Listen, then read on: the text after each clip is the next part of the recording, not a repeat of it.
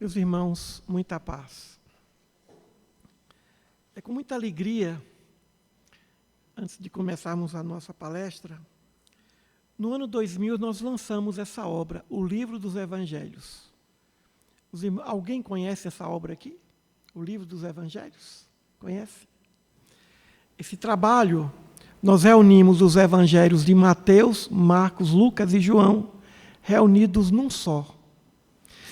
Muitas vezes a gente lê os trechos de Mateus separadamente, Marcos, Lucas e João, e muitas vezes naquele mesmo episódio, um narra um detalhe que o outro não narrou. Então nós levamos 3 anos para reunir os 4, reunimos os 4 evangelhos, como se um único evangelista tivesse escrito. Evidente que aqui tem as referências de todos eles. Mateus, Marcos, Lucas e João. Lançamos no ano 2000, em homenagem a 2000 anos com Jesus. Muito bem. Depois de 2000, aí começamos a fazer esse trabalho aqui, que é o Livro dos Evangelhos comentado. Tratado dos Evangelhos. Alguém já tem aqui? É a Zenóbia, da livraria Castro Alves aqui. Ela falou, vem na segunda para falar do tratado. Porque o livro foi lançado no domingo. E muita gente que vem na segunda não vem no domingo. E tem poucos livros na livraria. Em 3 meses, essa edição foi vendida. Em 3 meses esgotou. É o livro para o culto do Evangelho no lar. Então, primeiro veio esse. Quem quiser ler só os evangelhos sem interpretação, é esse aqui. Depois veio esse. Os mesmos textos com interpretações. Um trabalho que foi feito ao longo de quase 18 anos. Foi concluído no ano 2019 e somente foi lançado agora por causa da pandemia. Fizemos aqui o pré-lançamento, lançamento. Agora chegou a hora de contar algumas histórias já envolvendo esse livro. Vou contar só uma, que veio lá da cidade de Anápolis, onde também nós lançamos. O presidente do Centro Espírita lá, São Francisco de Assis, Sebastião, me disse que ele lançou o livro lá, lançamos o livro, e ele encaminhou um exemplar para uma senhora que sofria de depressão. E depois ela disse a ele que estava programando o suicídio. Suicídio programado. Vou organizar minha vida, depois me mato. Quando chegou o livro na mão dela. Por acaso ela abriu o livro. E caiu bem na parte da crucificação de Jesus. E ela resolveu ler todo o capítulo da crucificação. E depois ela leu todo o livro, em menos de um mês. E ela disse que, à medida que ela ia lendo, ela ia vendo que não tinha nenhuma razão de se matar. Então, esse livro já livrou alguém de um procedimento que fere profundamente as leis divinas. Desistir da própria existência. Mas aqueles que desistem da existência, mesmo sem o suicídio, que se abandonam, entram numa tristeza mórbida e que entram na patologia da depressão. O Evangelho cura a depressão. O Evangelho cura a tristeza. Nos motiva a viver. Então, fiquei muito feliz com essa notícia. E eu começo essa fala de hoje falando sobre isso. Quando nós escrevemos esse trabalho, escrevemos porque nós sentimos um profundo amor por Jesus. Mas, ao término dessa obra, nós começamos a sentir o que Ele sente por nós. Profundo amor. E Jesus não deixou que a sua história de vida terminasse numa cruz, com a sua mãe sofrendo, seus entes queridos também. Aí vem a ressurreição. Ele deixa o corpo físico e se materializa no corpo perispirítico, no corpo espiritual. E por isso que ele chama o Evangelho de Boa Nova, a novidade. Os Espíritos sempre chegam até nós dizendo, tende bom ânimo, porque realmente a vida na Terra, ou a vida em certos mundos corpóreos, não é fácil. São muitas dificuldades. E a primeira talvez seja, estarmos num corpo físico pesado, bem diferente da natureza espiritual leve do espírito desencarnado. Mas a mensagem de Jesus, ela é toda otimista. O seu sermão da montanha poderia ter sido diferente. Ao invés de dizer, felizes os mansos e pacíficos, ele poderia dizer, triste daquele que é violento, infeliz daquele que julga. Ele poderia tratar de assuntos profundos, falando numa linguagem pessimista. Mas o seu mais belo sermão, ele vem tratando do otimismo, da motivação. Motivação não só para viver, motivação para ser melhor. Para que alguém possa buscar uma virtude, tem que estar devidamente motivado ou motivada para adquirir aquela virtude. Para que alguém possa acordar pela manhã com aquela energia baixa e dizer, e agora? Mais um dia, mais uma rotina. Como é difícil conviver com essas pessoas. Ou seja, o homem velho vivenciando a situação da tristeza de uma rotina. Mas aí vem o homem novo de Paulo de Tarso. O dia é o mesmo, as pessoas são as mesmas. A rotina está aqui à minha frente. Mas eu não poderia ser o mesmo. Não poderia ser a mesma pessoa. Porque aqui agora eu tenho um propósito. Eu tenho um objetivo. E meu objetivo é conseguir e conquistar virtudes. Por exemplo, a virtude da humildade. É muito fácil sermos humildes com quem é humilde. Sermos amorosos com quem é amoroso. Sermos bons com quem é bom, quem é generoso. Mas mantermos a calma diante da violência, da agressão, do desrespeito, a não ser que tenhamos o objetivo de adquirir a virtude. Mas como? Como obter o objetivo da calma? A calma é o nosso maior patrimônio. Podemos perder tudo, menos a calma. Porque quem perde a calma perde a razão, mesmo tendo razão. Mas como manter a calma no trânsito? Como mantermos a calma diante das injustiças sociais? Diante dos conflitos íntimos, nossos mesmos? Diante das nossas relações com pessoas diferenciadas ou diferentes? Aí vem Jesus. Não vos preocupeis com o dia de amanhã. A cada dia basta o seu trabalho. A cada dia basta o seu mal. O que significa isso? Se você vai a um ambiente de trabalho difícil, conflituoso, pensando, meu Deus, eu não tenho para onde ir, vou ficar aqui mais 3, 4, 5, 10 anos, ou até eu terminar minha faculdade. Não é fácil suportar. Mas se alguém fala, não, eu vou trabalhar por semana. Eu vou viver por semana. Porque a qualquer momento eu posso também deixar esse trabalho. Mesmo que não possa.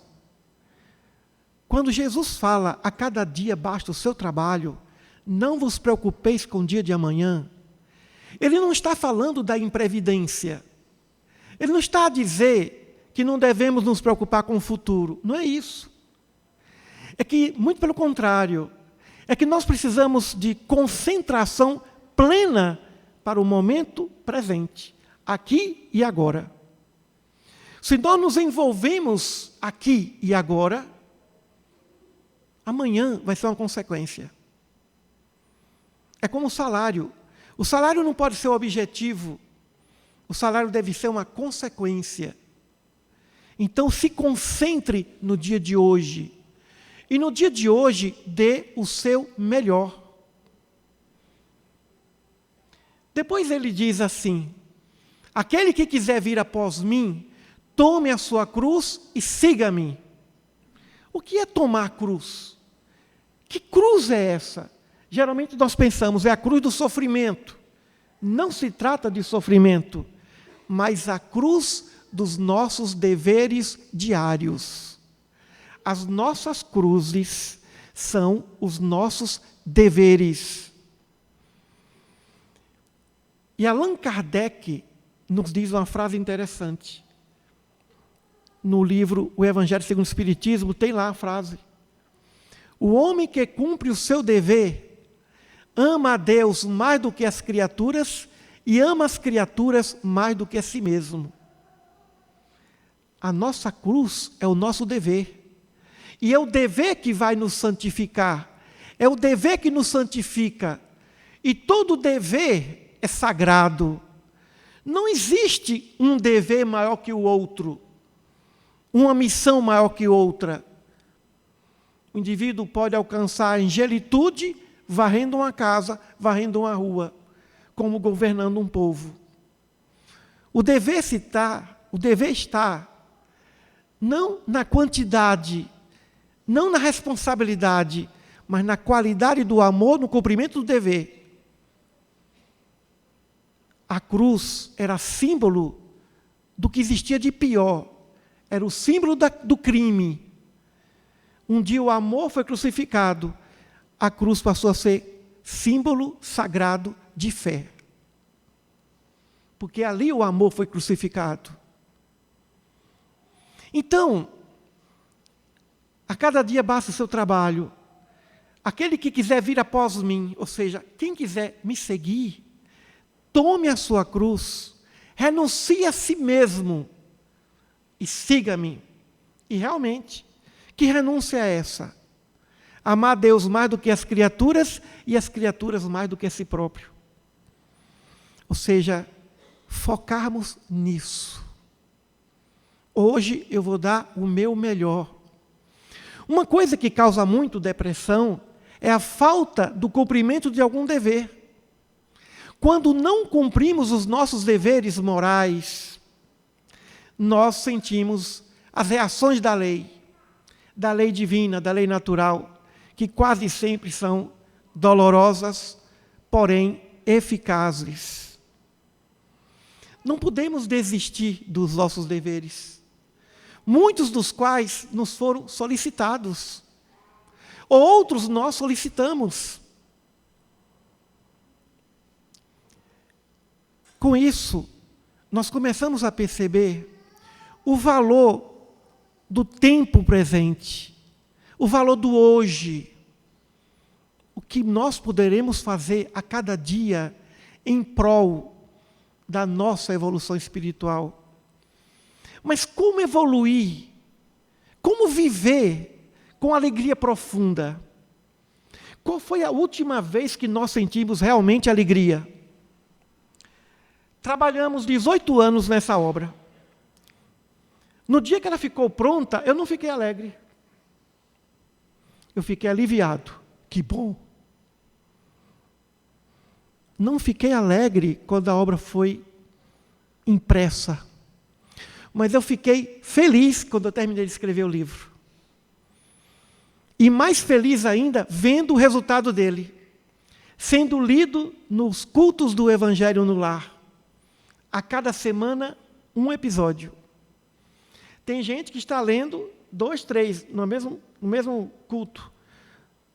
Teve um que falou assim, não, eu leio uma parte, o outro lê outra parte, o outro lê outra parte. Falei, que bom, mas como é que lê a parte? Os episódios são curtos? Não, cada um lê um episódio. Falei, nossa, então o tratado entrou mesmo nas casas. O negócio pegou. Né? E aí, a mensagem de Jesus, ela é toda otimista. Ela sempre vem para nos levantar e não para oprimir. Quando o moço rico chegou até ele, o chamando de bom mestre, por que me chamais bom? Bom só existe um, que é o Pai.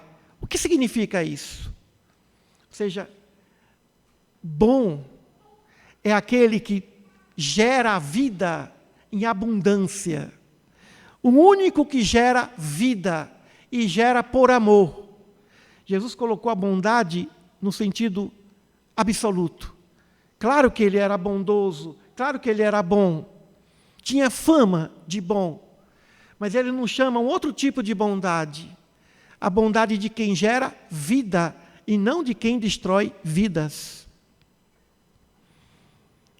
Por que quando se lê sobre a crucificação de Jesus, o indivíduo percebe que o seu sofrimento é ínfimo e até certo ponto justo? Por que queremos que todos nos reconheçam? Por que queremos as homenagens, os afetos? Ora, eu amo tanto, mas só recebo pedrada. Meus amigos, quando nós entramos numa casa, numa instituição que doa, que ajuda, filantrópica, nós ali sentimos o que significa isso. Quando entramos num hospital ou nos hospitais, vendo aquelas pessoas ali, sem esperança de cura, ou num orfanato, pessoas muitas vezes sem esperanças de uma família, sem esperanças de família, ou aqueles outros que não têm mais esperança de vida e se entregam aos vícios, porque desanimaram, desistiram. E uma coisa que é fundamental nesse momento, busque alguém mais fraco que você e fortaleça. Porque sempre tem alguém mais fraco do que nós, mais frágil do que nós, mais carentes do que nós, e que precisam de nós. E quando nós chegamos com as nossas fraquezas, levando algum tipo de atenção para aquela pessoa mais fragilizada do que nós, saímos de lá fortalecidos. É o que acontece depois de uma visita a uma penitenciária, depois de uma visita a um hospital, depois de uma visita a uma casa onde ali se instalou a fome. É o que acontece quando nós levamos um pouco do nosso tempo para ouvir aquele que tem tudo a dizer. Ninguém escuta mais ninguém. Então, saber escutar parece que é muito mais inteligente e interessante dos dias de hoje do que saber falar. Jesus falou muito, mas ouviu mais. Ouvia não só as palavras, mas ouvia os sofrimentos. E um fenômeno se instalou naquele tempo, anos depois da sua vinda. Jesus nunca pisou em Roma, nunca curou ninguém em Roma, pessoalmente, fisicamente. Um dia, devido à sua loucura, o imperador Nero mandou incendiar Roma. E quando percebeu que aquilo ali não gerou boa receptividade diante da população, acusou injustamente os cristãos. Os cristãos viviam bem com os romanos, judeus, em paz. Mas o imperador e o governo acusou os cristãos. E eles começaram a ser presos e serem martirizados. Não eram cristãos da Judéia, não eram cristãos da Galileia, eram cristãos de Roma, que nunca viram Jesus. Alguns viram Pedro, Paulo, mas muitos morreram depois de Pedro e Paulo. Nem conheceram Pedro nem Paulo. Entravam nas arenas no Coliseu, cantando, e morriam sorrindo. E o imperador Nero ficava olhando ali os cadáveres e não entendia. Como é que esse povo morre sorrindo? Que loucura é essa? É a loucura do amor. Porque não bastou a cruz. Não bastou o sangue da cruz. Precisou de sangue de milhares de pessoas. Romanas, cidadãos, generais, senadores, romanos e romanas, que preferiram morrer a negar as verdades que eles aceitaram, vindas do Cristo. Que motivação é essa? Que amor é esse? É isso aqui que realmente salva. Não se tratou ali de nenhum judeu. Quem morreu ali no Coliseu foram romanos, que não foram curados, que não conheceram Jesus, mas que deram suas vidas por Ele. Por quê? Porque, através dessa mensagem, eles sentiram motivação para viver, ainda que fosse depois da morte, que é o que eles faziam no Coliseu, lá nas prisões. Vou me encontrar com meu filho no além. Vou me encontrar com Marco Túlio no além. Porque a vida continua. E aquela famosa história de Joana de Cusa, tão bem contada pelo nosso querido e amado Divaldo Franco. Quando o filho disse assim: mãe, abjura, nega esse Cristo. Eu não tenho nada a ver com isso. Cala-te, meu filho, porque ele morreu.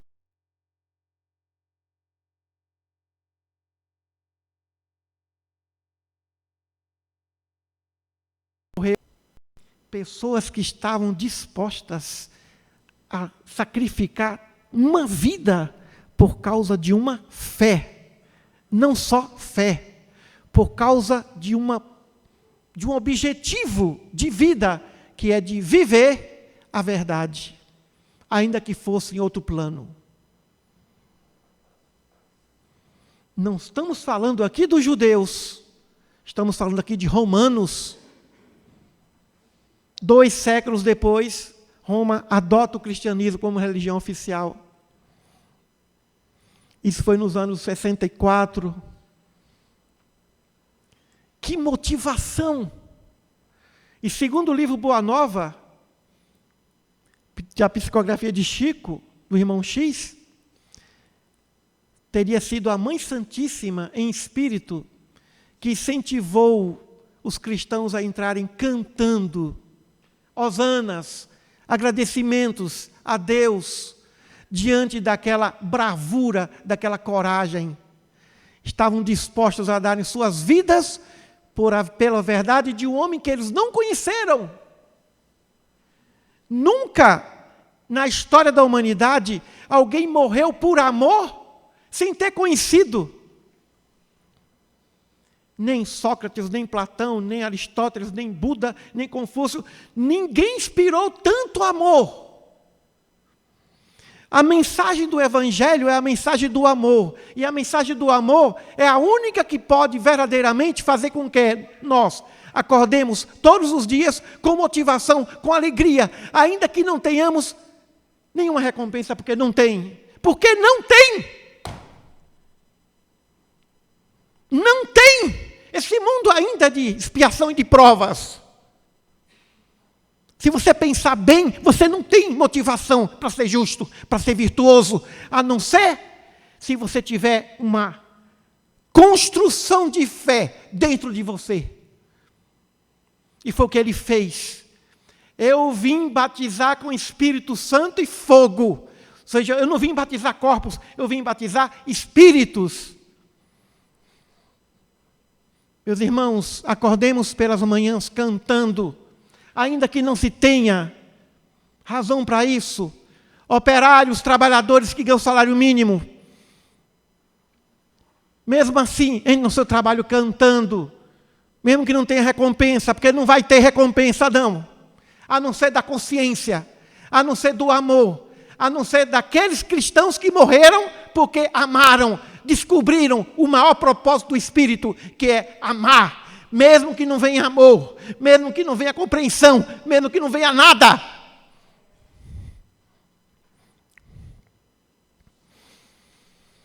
Porque o amor nada exige. O amor só quer uma coisa, a sua plenitude. O amor só quer uma coisa, ser doação. É um amor de mãe que não cobra nada. É um amor do amigo que não cobra nada, do pai que não cobra nada.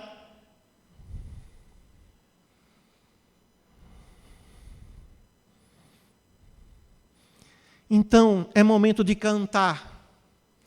É momento de sonhar. É momento de sorrir. É momento de, a cada dia, carregando sua cruz e dizer, isso também passa. E dizer, isso passa, mas o amor permanece. Não tem razão Salomão ao dizer que tudo na vida é vaidade e correr atrás do vento. Não é verdade. O amor não é vaidade. O amor não é correr atrás do vento. O amor é correr atrás de Deus. E correr atrás de Deus não é vaidade, é necessidade do Espírito. Então, meus irmãos, todos nós sofremos tristezas, ou diagnosticados como depressões. Todos nós temos as nossas frustrações. Todos nós temos os nossos limites. Todos nós temos o nosso espinho na carne. Mas olhemos para frente. Porque o trabalhador que não olha para frente, que pega o seu arado, não pode olhar para trás. Deixe os mortos enterrar seus mortos. Deixe o ímpio consumir diante da própria injustiça. Mas não vamos desistir de sermos mansos, pacíficos, humildes, sérios, responsáveis, honestos e sinceros diante da nossa consciência. Porque a felicidade maior é a plenitude de uma harmoniosa atitude diante da própria consciência. E é por isso que aí sim, aí dá vontade de viver, aí dá vontade de morrer, dá vontade de fazer qualquer coisa em nome desse amor. E como ele mesmo disse, a mulher samaritana, quem bebe dessa água nunca terá sede. Nós temos sede, sedentos de amor, sedentos de afeto, sedentos de carinho, sedentos de reconhecimento, sedentos de confiança. Mas temos uma fonte, e por meio da oração, vamos beber da fonte de Deus, dessa potência maravilhosa, Criador dos mundos. Enquanto nós estamos aqui, Ele está fazendo galáxias, mundos, bilhões de estrelas, bilhões de planetas, e nós somos muito maiores do que qualquer planeta, do que qualquer estrela, do que qualquer constelação. Nós temos um grande motivo para sermos felizes. Somos filhos de Deus, obra-prima do Pai. A sua vida primorosa. Não há aventura, não há felicidade maior do que essa que nós já temos. Precisamos valorizar isso.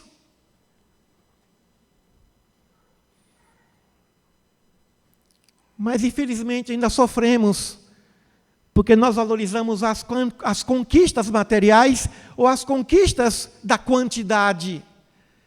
Quanto que você fez, e não da qualidade, como você fez. Então, meus queridos, não vamos desistir de nós mesmos. O suicídio daquele que se mata, o pior deles, é aquele que se entrega ao estacionamento espiritual da evolução. É aquele que desistiu de amar. O suicida, antes de tudo, é aquele que desistiu de amar, porque somente quis ser amado. Egoísmo. Não vamos exigir nada de ninguém. Não nos apeguemos a nada nem a ninguém. Mas se nós amarmos, todos se apegaram a nós. E no dia da partida, nós estaremos alegres e felizes. E todos também, mesmo entre lágrimas, agradecidos a Deus porque estivemos com eles. Muita paz a todos. Que Jesus nos dê essa alegria de viver, cantando, orando, sorrindo para as paredes. Alguém vai dizer, mas você está louco, está sorrindo para as paredes? Pois é que eu estou vendo um espírito ali legal.